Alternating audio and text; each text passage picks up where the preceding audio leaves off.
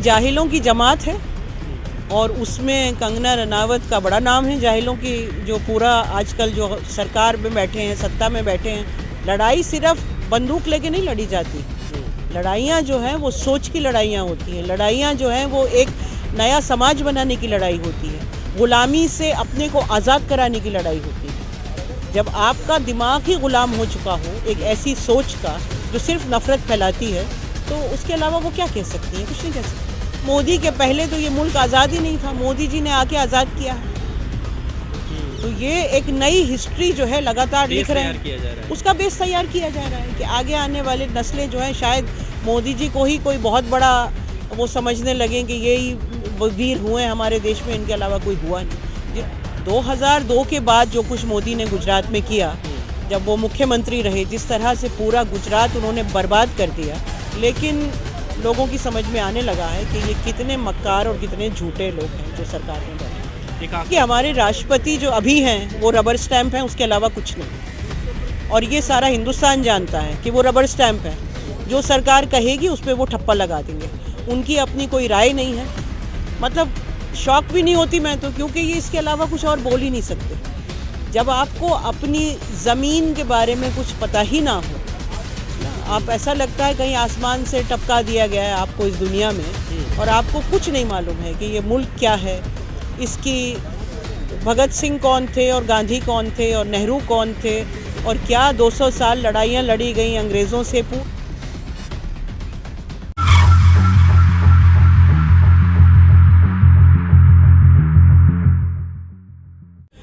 तो शबनम हाशमी जी हमारे साथ हैं और कंगना रनावत को लेकर कंट्रोवर्सी छिड़ी हुई है। उन्होंने 2014 में आज़ादी की बात करी। 1947 में जो आज़ादी मिली उन्हें लगता है कि वो आज़ादी नहीं थी बल्कि वो भीख थी। मैम, इस स्टेटमेंट को कैसे देखती हैं?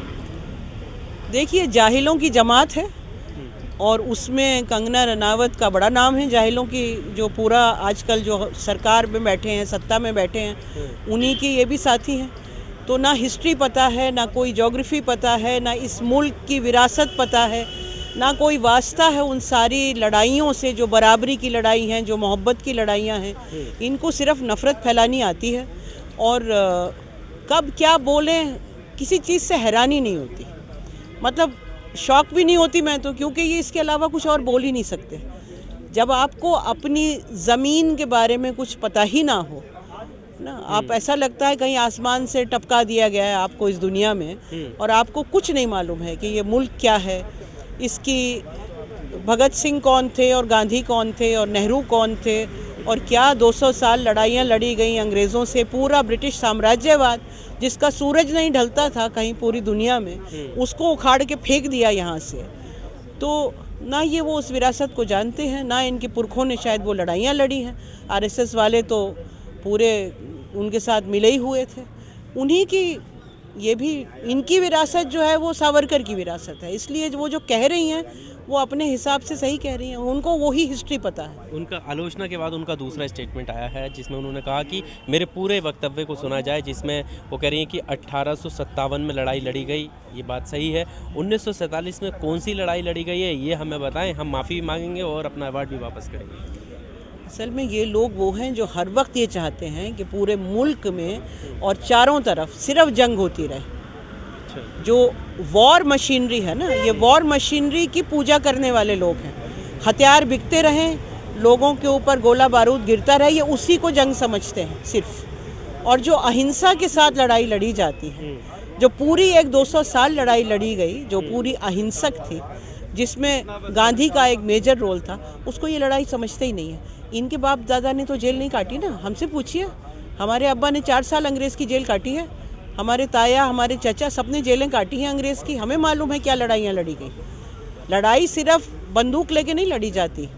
लड़ाइयाँ जो हैं वो सोच की लड़ाइयाँ होती हैं। लड़ाइयाँ जो हैं वो एक नया समाज बनाने की लड़ाई होती है। गुलामी से अपने को आज़ाद कराने की लड़ाई होती है। जब आपका दिमाग ही गुलाम हो चुका हो एक ऐसी सोच का जो सिर्फ नफ़रत फैलाती है, तो उसके अलावा वो क्या कह सकती हैं? कुछ नहीं कह सकती। मैम, कई बयान ऐसे भी आए हैं 2014 के बाद से जो हैरान करने वाले थे, जिसमें संविधान बदलने की बात कही गई हो, जिसमें कोर्ट से जिंदाबाद तो आए दिन होता ही रहता है, और अब ये स्टेटमेंट आना लगता है उनका व्यक्तिगत ये स्टेटमेंट है, पर्सनल है, या फिर ये किसी रणनीति का हिस्सा है?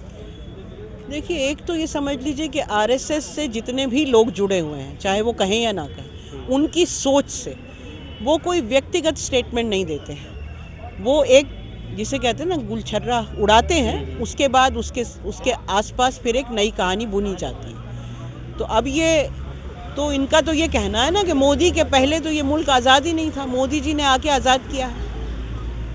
तो ये एक नई हिस्ट्री जो है लगातार लिख रहे हैं, उसका बेस तैयार किया जा रहा है कि आगे आने वाले नस्लें जो हैं शायद मोदी जी को ही कोई बहुत बड़ा वो समझने लगें कि यही वीर हुए हमारे देश में, इनके अलावा कोई हुआ नहीं, जिन्होंने पिछले 7 साल में इस मुल्क को बर्बाद कर दिया। बिल्कुल डीमोनेटाइजेशन से लेके और आज तक जो कुछ उन्होंने किया, सिर्फ बर्बादी हुई है इस मुल्क की। और उसी नरेटिव को ये लगातार अलग अलग तरीक़ों से बढ़ा रहे हैं कि कोई और अल्टरनेटिव नहीं है, अगर है तो सिर्फ मोदी हैं, उनके अलावा कोई अल्टरनेटिव नहीं है। अब वो मतलब फ्रीडम फाइटर भी हो गए तो क्या कह सकते हैं।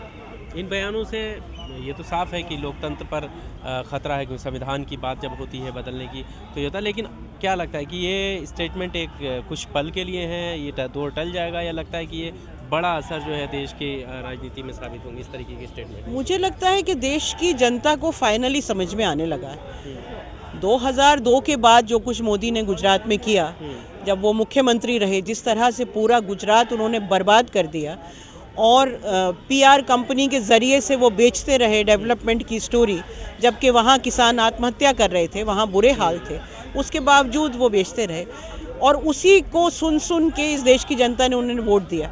लेकिन मुझे लगता है कि अब देश की जनता समझ चुकी है और ये बहुत ज़्यादा ये गंद जो फैला रहे हैं बहुत ज़्यादा फैला नहीं पाएंगे। अब टाइम आ चुका है इस ख़त्म होने का?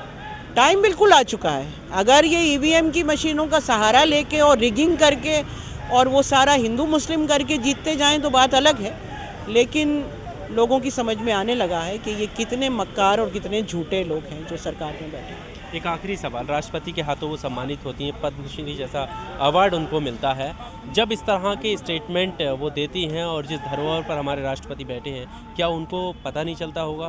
क्या वो नहीं लगता उन्हें कि इस पर बोलना चाहिए, क्योंकि जब वो अवार्ड दे सकते हैं तो वापस भी ले सकते हैं? क्यों उनकी खामोशी, क्या कहती है? देखिए, हमारे राष्ट्रपति जो अभी हैं वो रबर स्टैंप हैं, उसके अलावा कुछ नहीं है और ये सारा हिंदुस्तान जानता है कि वो रबर स्टैंप है।